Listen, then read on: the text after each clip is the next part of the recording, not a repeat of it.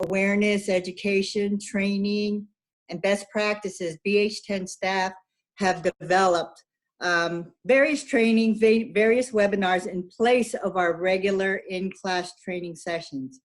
If you missed any of the BH10 webinars, don't worry. Pre-recorded webinars are available on BH10's website. This webinar will be available in about a week or so, so please check back to our website, okay? Before we begin today's webinar, I'd like to thank Ryan Skimmons, who's going to be co-hosting for me, and he will be going over some brief housekeeping. Thanks, Ryan.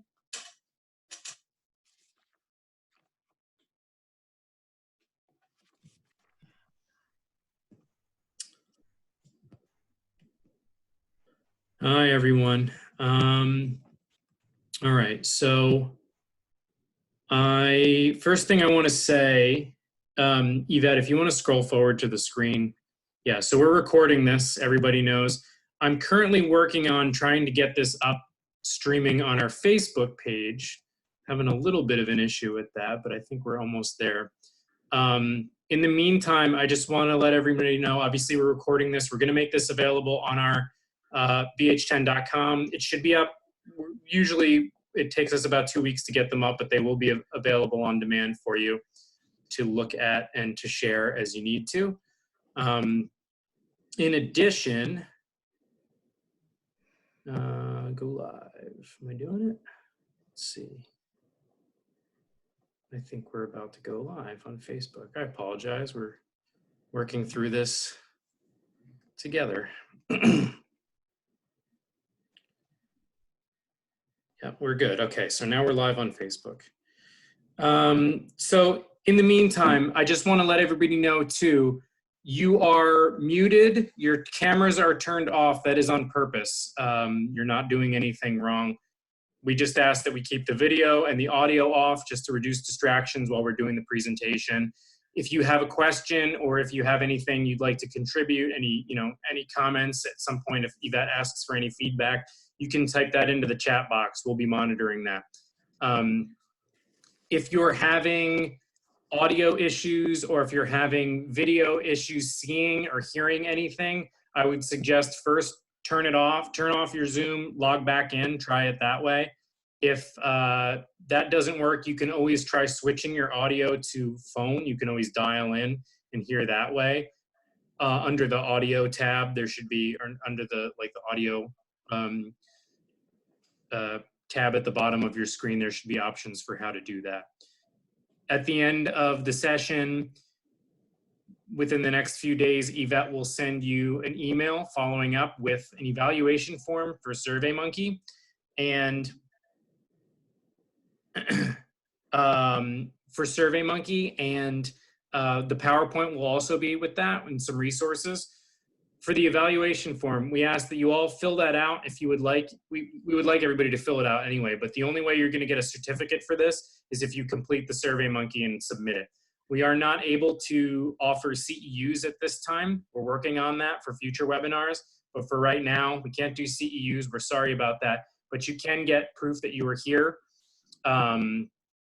just by submitting the SurveyMonkey, and then we'll email out a certificate to you. Also ask anybody that's on the webinar right now or listening on Facebook, wherever you're hearing us, if we could ask you to go to our Facebook page, like us, and follow us on there so that you can keep track of everything that we're doing there. And also go to bh10.com. We have a new feature that you can sign up for our newsletter, and we'll let you know of new trainings that are available. We also have a training calendar. So we're still offering things in the midst of all this. Obviously, we're still making things available for you, like what we're doing today. Yvette, I'm good. If you want to get started, feel free. Absolutely. Okay, thanks, Ryan. Okay, I'm back. Hi, everybody. So we're just going to go over a couple learning objectives. First, we hope to provide an overview on isolation.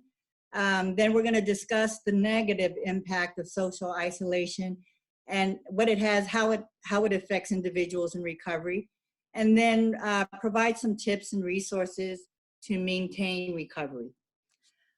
With that, I want to start with talking about some social isolation.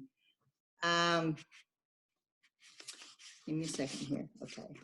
So before COVID-19, there were many vulnerable populations already living in social isolation for various reasons, including mental and physical health challenges, which prevented them from connecting with the outside world. One population that came to my mind is our older adult population. Many of them are already homebound and they're dependent on others to bring meals, to provide critical medical health and healthcare services, and also just to have contact with another person. So I'm sure that some of you probably know somebody who lives in isolation. Check on your elderly and loved ones, your families and friends. Just check on them, okay? So what kind of effect can isolation have on a person? They can feel disconnected, lonely, or sad. They may experience rejection, feeling left out, or that they have no one to talk to, no one that they can go to for help or to relate to. They may also feel like no one cares, or even live in fear that this is the way that their life is going to be like, and that they're going to die alone. And again, so please check on your elderlies, okay? Next, we're going to switch gears for a moment, and we're going to go and take a look at another population, individuals who are in recovery. And I chose this topic because I'm a person in recovery. I'm very passionate about doing my part to provide support to others who are in recovery. Social isolation takes me back to my active using days when I felt alone with no hope in sight. My disease isolated me from the world, from the people who care about me. Through this process, I've learned that support is out there, but I had to reach out for it. I had to want it. I had to want to make a positive change in my life. It's vital to let others know that we too struggle, and we're struggling to get through COVID. We're going through the motions just like everyone else. And the good news is there are resources available to help us maintain our recovery. Before we had to practice self-isolation and social distancing, an untold number of individuals in recovery around the world were dependent on and attended various 12-step meetings, faith-based services, or other groups where they got the support that they needed. Attending those groups provided much needed support to continue on a path of recovery. Without those hugs, without that face-to-face contact, individuals in recovery can experience a range of emotions and feelings. And so when we talk about isolation, isolation is a red light for those in recovery. It's a common complaint when a loved one abuses substances. They pull away, they avoid social functions, they miss work and are late to appointments, they miss appointments, basically becoming unreliable. The truth is, isolation breeds addiction. So isolation and loneliness have an overwhelming effect on drug addiction and alcoholism. Studies have shown that those of us who feel more socially isolated generally deal with increased mental health and substance use issues. The opposite holds true as well. Addiction to drugs and alcohol may not just be an effect of isolation, but also the cause of isolation. Many people turn to substances because they are lonely, and many people are lonely because they are addicted to substances. So let me say that again. Many people turn to substance use because they are lonely, and many people are lonely because they're addicted to substances. According to the DSM-5 criteria for substance use disorder, 2 criteria for this diagnosis to look for are 1, not managing to do what you should at work, home, or school because of substance use, and 2, giving up important social, occupational, or recreational activities because of substance use. Isolation can cause us to feel anxiety. We become irritable, preoccupied, apprehensive, stress. No doubt we are living in a stressful time. We know we're going to experience stress in our lives. And in recovery, it's extremely important to manage our stress in a healthy way. We're going to take a look at one positive way to manage stress a little later. And then there's depression. Depression digs us deeper into isolation. And that isolation puts us at greater risk for relapse and suicidal tendencies.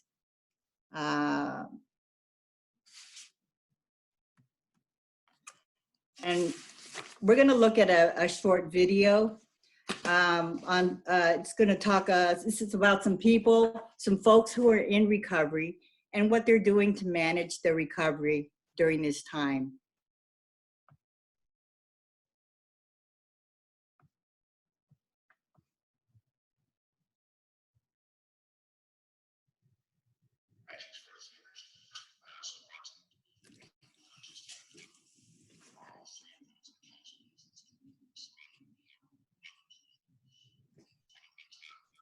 Yvette, we can't see it. You need to make sure you're sharing the video.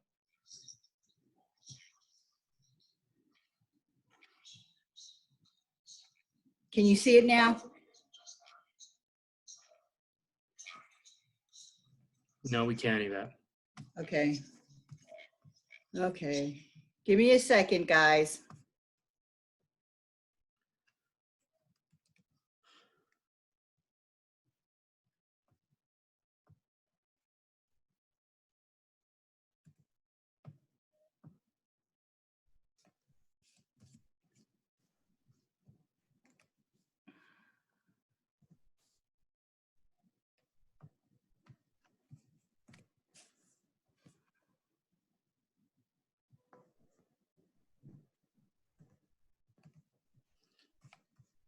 Yvette, I'm going to put it up for you, okay?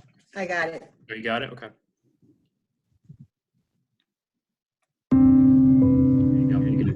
I teach for a theater. I also bartend, and I do stand-up comedy. All three of those are casualties of this pandemic, so I am now unemployed, and filling my time is necessary. In this isolation of the coronavirus pandemic, all challenges are unique. I'm over 18 years clean and sober, so recovery for me isn't just not using, it's trying to get to meetings where you can get that support. And a lot of that support has been cut off because a lot of those meetings are not available anymore. For many struggling with addiction, in-person group meetings have long been a lifeline. Now, as CDC warnings against large gatherings have forced many meetings to shut down, those in recovery are worried.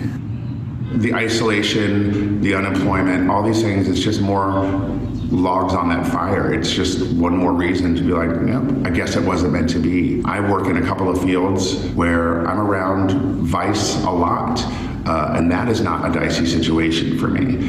You know, idle time where your mind can run away with you and start excusing things, that's a little bit more dicey. Yo, how are you? We are doing well. Peter Bergen is keeping in close touch with his cousin, Jack Sandhaus. He's also a recovering addict. There is a tremendous amount of uncertainty, and with that comes tremendous anxiety. And so when people are anxious, they're looking to quell and calm that.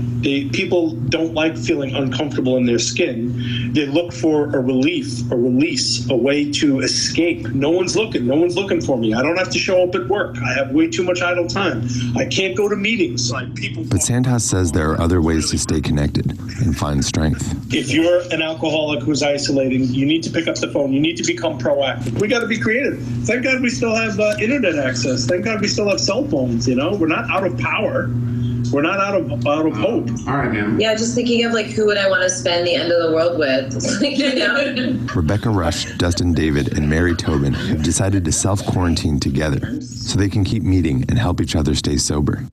It's almost impossible to get sober by yourself. You need other people that have been through what you've been through or else you're just screwed.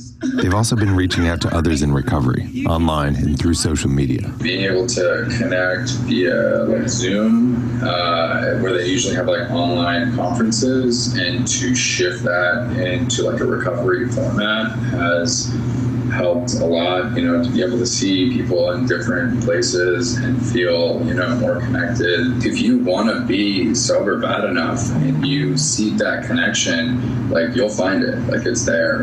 And to be able to have the immediacy of social media, and fortunate to live in a time where we can do that. There are a lot more resources now than there were 5 years ago, 10 years ago, 50 years ago.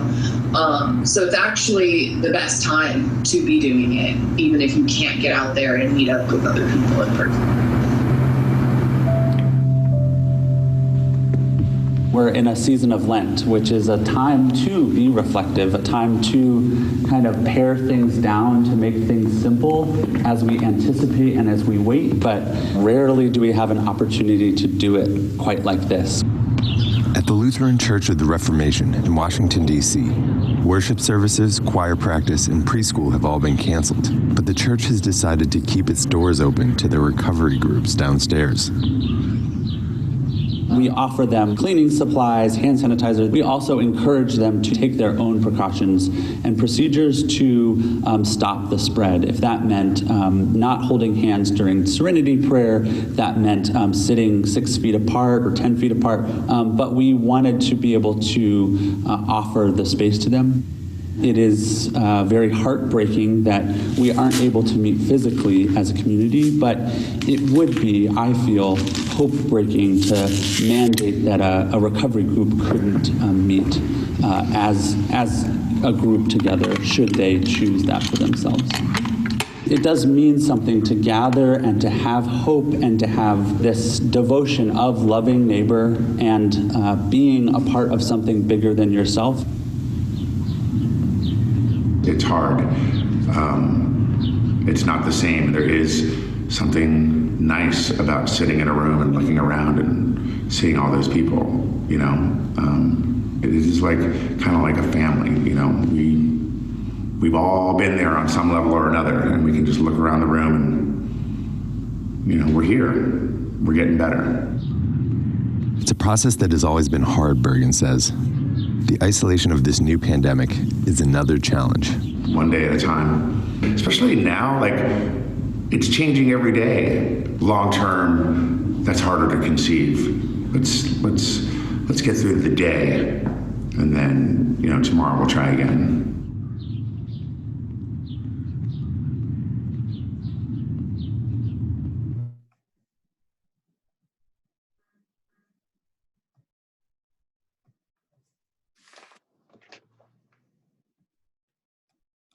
Symptoms pop up again, and they are all of a sudden overcome with this just intense fear that they will progressively get worse and maybe even end up needing.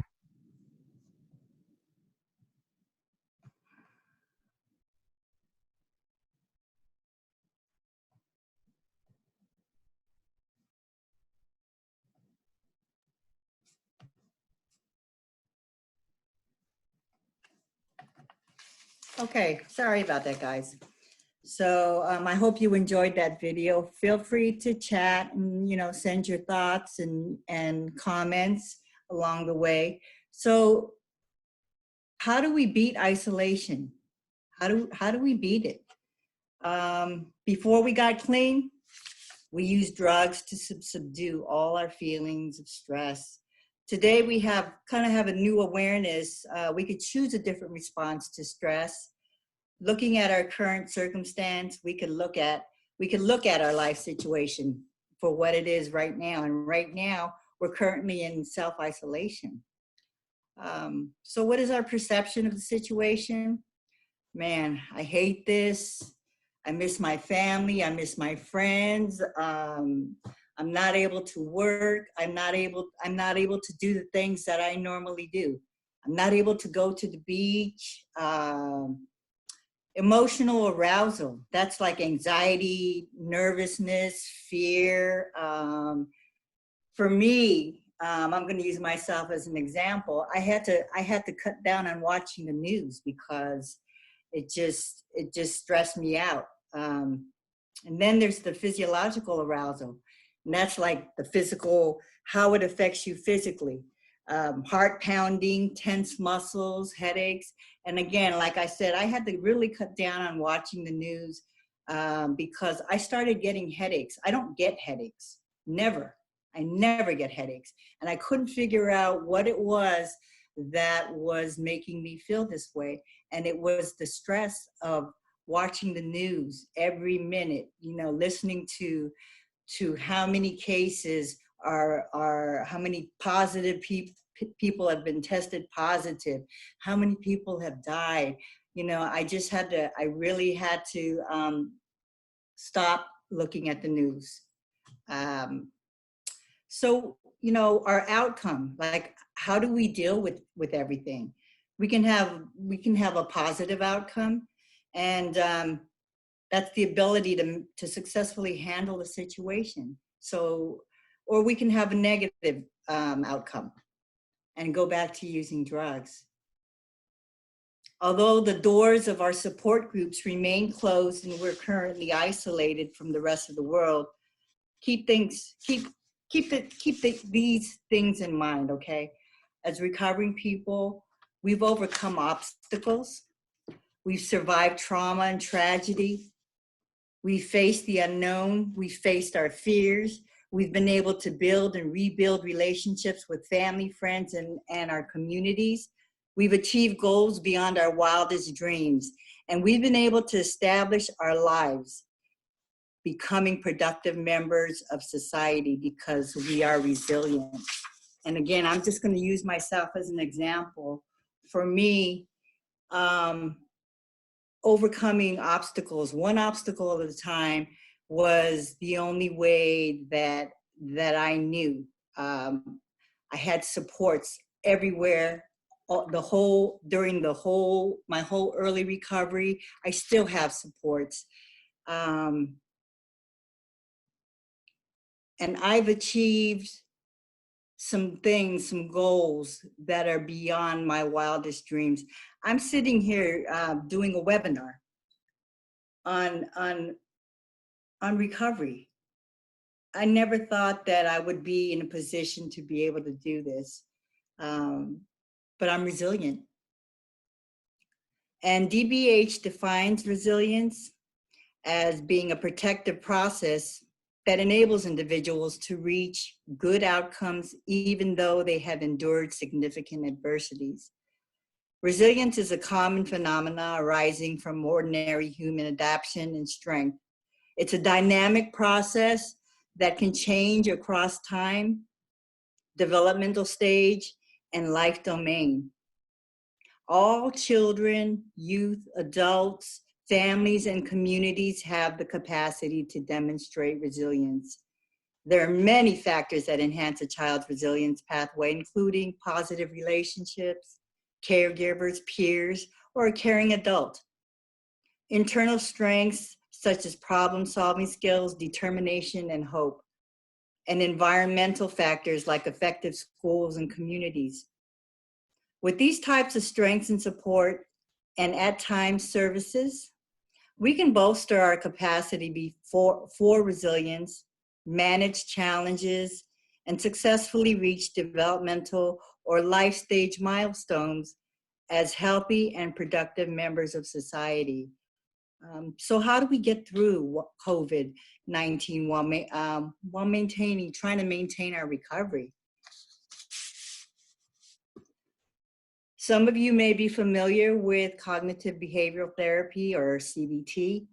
The Beck Institute came up with some really great recovery-oriented CBT ideas to promote togetherness, helpfulness, and a sense of control to continue progress when social isolation has been prescribed.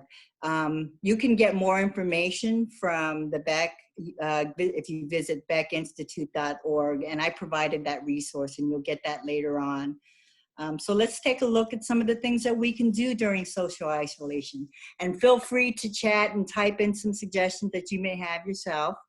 Let's look at the first group, connection. How do we connect?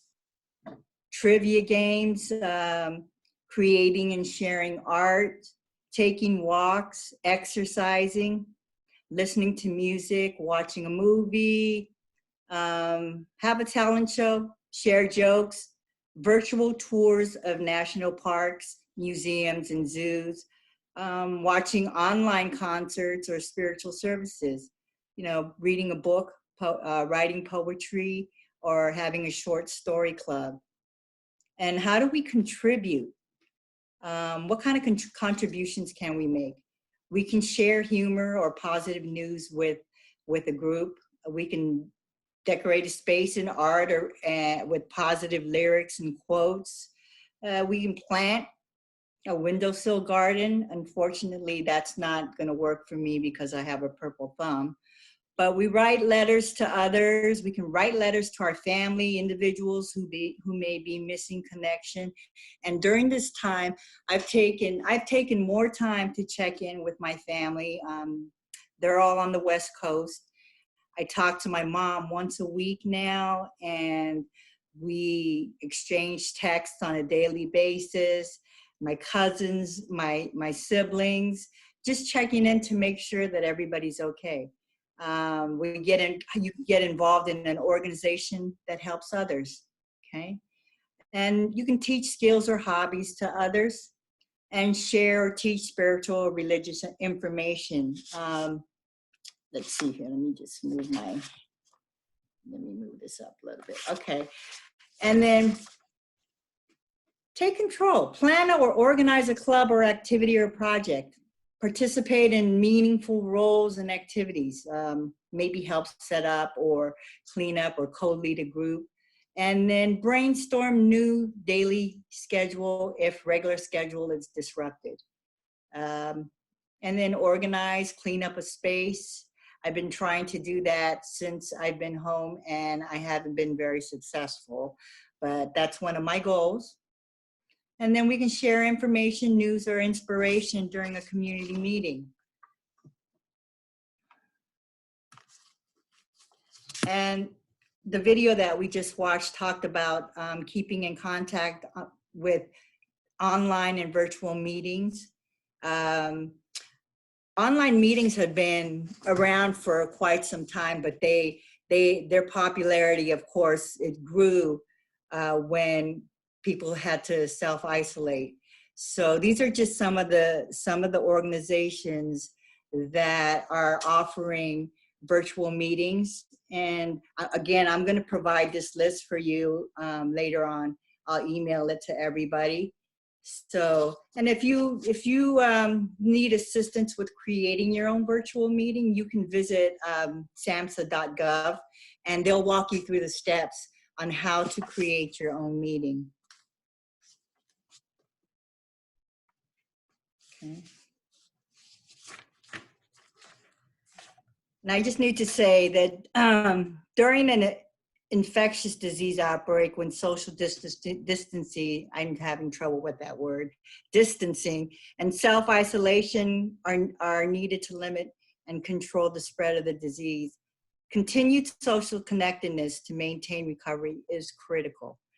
I encourage you to share and use these online and virtual resources to promote recovery. I've taken advantage of joining several virtual meetings all around Pennsylvania, even outside of Pennsylvania. And it was so nice to see and to feel that you were welcomed. Recovery is everywhere. It's around the world. My sister lives in Japan, and she participates in virtual meetings there. People from all over the world have joined her meeting. So I know it's not the same. It's not the same as being there in person, but it takes the sting out of being stuck at home. I know I'm not alone because I'm still walking away with a message of hope. Okay. And then of course we have DBH. DBH offers an array of supports, and they're here to support you. Okay. I'm just going to go through these kind of briefly. You can go to dbhids.org for addiction services. There's CBH. If you're looking for mental health and addiction services, there's a number to call. IDS, there's a number. If you need help and support, there's a mental health crisis hotline that's available 24 hours a day. And then opioid treatment. If you're seeking treatment for opioids, the Net Access Point has 2 contact numbers that you can reach out to. And then there's Philly Minds Philly. And they have their website posted here. And PROACT. Thank you, Marie. If you're out there, Marie, thank you for these resources. PROACT has a telephone support group that runs Monday through Friday, 11 a.m. to 12:30 p.m. You can call the number if you need more information or you're having trouble connecting. So, and I just got this hot off the press. DBH's Community Wellness Engagement Unit is looking to expand. So for those of you who aren't working right now and are looking for work, visit cwe@phila.gov, and again, I'll provide this information for you. They're looking for individuals with lived experience and experience with community engagement work who prioritize and promote wellness and recovery.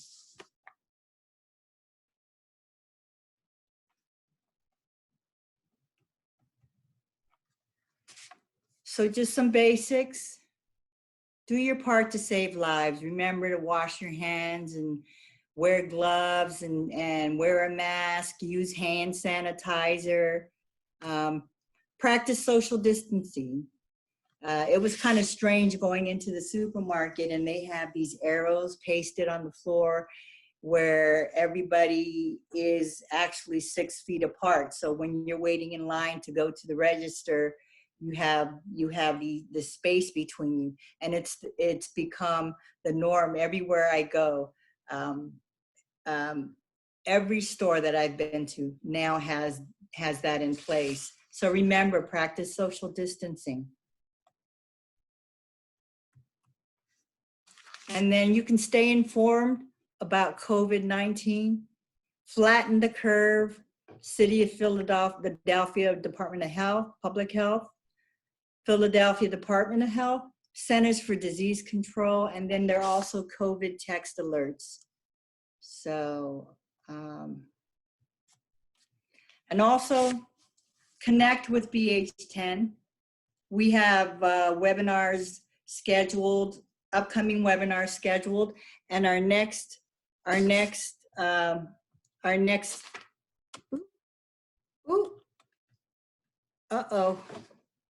Sorry about that, folks. Okay. Our next webinar is New Bullying, and that's scheduled for May 8th, and that's running from 9 a.m. to 12:30 p.m. So if you're interested in registering, go to the BH10 website, okay? And I just want to say that this has been like a real honor for me to be able to reach out to those in recovery and to those who may be seeking recovery. We're here. DBH is here, CBH is here. Reach out to us and do your part to save lives. And remember, BH10 is here. Thank you. So if you have any questions or comments, please let me know.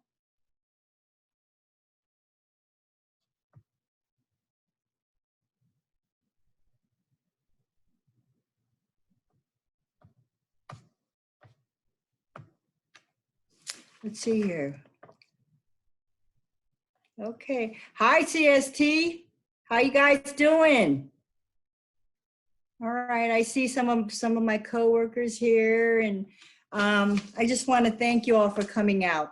Have a great day, and remember, we're here for you. Okay. All right.